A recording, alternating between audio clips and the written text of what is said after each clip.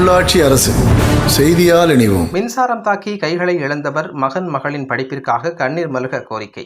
கோவை மாவட்டம் மேட்டுப்பாளையம் அடுத்த சிறுமுகை பகுதியைச் சேர்ந்தவர் மூர்த்தி.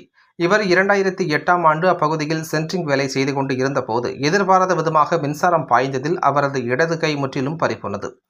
வலது கை கால்கள் வயிற்று பகுதிகளில் பலத்த காயங்கள் ஏற்பட்டதை அடுத்து அந்த வேலையை விட்டுவிட்டு காய்கறி மூட்டை தூக்கிச் சுமக்கும் தொழில் செய்து வருகிறார்.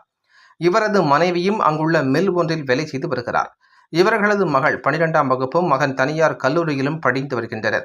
இந்த நிலையில் அவர்களது படிப்பு செலவிற்கு உதவி கோரி கோவை மாவட்ட ஆட்சியர் அலுவலகத்திலும் மனுஅளித்தார். இதுகுறித்து அவர் கூறுகையில், ஊனமுற்றவர்களுக்கான மாத உதவித்தொகை மட்டுமே அரசாங்கத்திடமிருந்து வருவதாகவும், மூட்டை தூக்கும் தொழிலில் போதிய வருமானம் இல்லை என கூறியவர், கைகள் இல்லாததால் பலரும் வேலை தருவதற்கு மறுப்பதாக கூறினார்.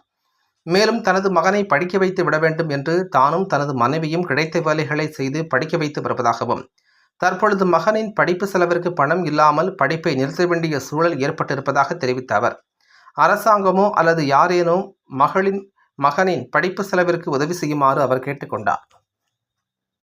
சார், நான் சிறுமையிலேருந்து வரேங்க சார். என் பேர் மூர்த்திங்க சார். சார் அப்புறம் சார் இப்போ நான் வந்துங்க சார், என் பையன் படிப்பு இதுக்காக வந்திருக்காரு சார். என் பையன் இதுக்குங்க சார். எனக்கு இது வரைக்கும் வந்து யாருமே எனக்கு உதவி பண்ணலைங்க சார். எனக்கு பில்டிங் வேலை செய்யும் போது கரண்ட்டு பிடிச்சிங்க சார். 2 கையும் போச்சுங்க சார். 2 கை வயிறு எல்லாமே கரண்ட்டில் புகஞ்சிருச்சுங்க சார். வயிறுக்கு இதெல்லாம் போயிடுச்சுங்க சார். கை போயிடுச்சு. இப்போ வந்துங்க சார், எனக்கு உதவி பண்ணுறேன்னு யாருமே பண்ணலிங்க. சிறுமையில் வந்து யாருமே பண்ணலிங்க சார்.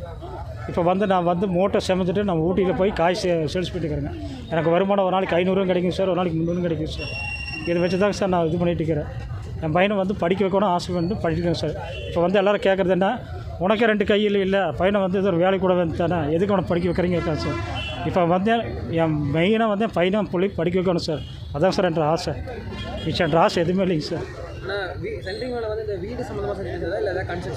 இல்லை வீடு தான் சார். வீடு தான் சார் போயிட்டு இல்லைங்க சார். பண்ணுறேன்னு சொன்னாங்க சார். அவங்க வந்து இல்லாதப்பட்டவங்க சார். அவங்க வந்து 1 லட்சம் ரூபா கொடுத்து பண்ணாங்க சார். ஹாஸ்பிட்டலில் தான் பண்ணாங்க. வெளியே வந்து பார்த்துக்கிறேன். அவங்களாலையும் முடியலைங்க சார். விட்டுட்டாங்க சார். நான் அதுக்கப்புறம் போய் யார்ட்டையும் போய் எதுவும் கேட்கலைங்க சார். முன்னாடி எங்கேயாச்சும் நீங்கள் அப்படி பண்ணாங்க சார். எங்கேயுமே கிடைக்கல சார். எனக்கு எங்கேயுமே கிடைக்கல சார். உங்கள் கோரிக்கை என்னங்க மாவட்ட ஆட்சியர்? இப்போ என் கோரிக்கை வந்தங்க சார், என் குழந்தைங்க படிக்க வச்சாங்கன்னா போதுங்க சார். ஆனால் எனக்கு உதவி பண்ணி பரவாயில்லைங்க சார். இப்போ வந்து நான் இருக்கிறது வாடகை வீடு தான் சார். எனக்கு சொந்த வீடு இல்லாட்டி பரவாயில்லைங்க. 2 குழந்தைங்க படிக்க வச்சா போதும் சார். கல்வி உதவித்தொகை வேணும். ஆமாங்க சார். இதுதாங்க சார் நான் மெயினாக கேட்குறேன். என் பையன் புள்ள வந்துங்க சார், நல்ல மார்க் எடுத்துக்கிறாங்க சார். அவங்க 2 பேர்த்தையும் நல்லா படிக்க வச்சா போதுங்க சார். மிச்சம் எனக்கு எந்த தொகை வேண்டாம் சார். என்னென்ன படிக்கிறாங்க சார்? புள்ள வந்து +2 படிச்சுட்டு இருக்கிறாங்க சார். இந்த வருஷத்தோட படிப்பு முடிய போதுங்க. பையன் வந்து இப்போ 2 வருஷம் முடிய போதுங்க சார். இப்போ வந்து 2 வாரம் ஆச்சுங்க சார். அவனுக்கு வந்து ஒரு 15,000 ரூபா ஃபீஸ் என்னால் கட்ட முடியாத கட்டிக்கிங்க. அப்போ நான் வேலைக்கு போகிறப்பா உன்னால் முடியலன்னு சொல்லு அப்படிங்கிறாங்க சார். அப்போ நான் 2 வருஷம் படிக்க வச்சது வேஸ்ட்டாக போயிருங்க சார். இப்போ பாருங்க சார், நான் இப்போ காய்கறி எல்லாம் விற்று போட்டுங்க. இப்போ எனக்கு மனுஷன் வந்துங்க சார் மிக தோற்க வழி இல்லைங்க. வாடகை கட்டுறதா, வீட்டை பார்க்குறதா, பையனை பார்க்குறதா தெரியலைங்க சார். பைத்தியம் முடிச்ச முறை சுற்றிட்டு இருக்கிறேன் சார்.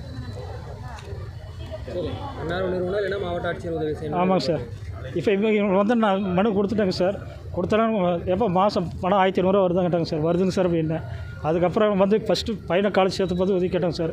அதுவும் பண்ணலிங்க சார். ஸ்கூல் டீச்சர்ஸ் மூலிமா அந்த கல்வி உதவித்தொகைக்கு அப்ளை பண்ணுறதுக்கு ஏதாச்சும் நீங்கள் கேட்டிருக்கீங்களா சார்? எல்லா பக்கம் கேட்டாங்க சார். எங்கேயுமே வந்து வராங்க சார். வந்து பார்த்து போட்டு பேசாமல் போயிடறாங்க சார். இப்போ சிறுமையில் வந்தாங்க சார். என்ன பையனாக வந்து கைக்கு வந்துட்டால, நீ ஏதோ ஒரு வேலைக்கு விட்டு போட்டு நீ உட்கார வந்தாலும் உனக்கு 2 கையில் இல்லை. போகிற பக்கம் வந்து அந்த கையை வந்து என்னை குறைய சொல்லக்கூடாது சொல்லி போட்டுங்க சார். இப்போ மூட்டை சுமக்கிறேன் சார். நானே மூட்டை சுமந்து, காய்கறி சுமந்து, நானே மூட்டை சுமந்து திராட்சை போட்டு என் பையனை காப்பாற்றிட்டு இருக்கிறேன் சார். வீட்டு வாடகை மாதம் 3500 கட்டுறேன் சார். இப்போ பொண்டாட்டி சப்போர்ட் பண்ணிட்டு இருக்கிறேன் சார். அது போக சொந்தம் வந்து யாருமே எனக்கு உதவி பண்ணுறதில்ல சார். கொடுத்துட்டு சொல்லியிருக்காங்க. பார்க்குறீங்க தாங்க சார் சொன்னாங்க. இதே தாங்க சார் சொல்கிறாங்க. எனக்கு இது வரைக்கும் பண்ணல சார். மாதமான 1500 தராங்க சார். அவ்வளோ தாங்க சார்.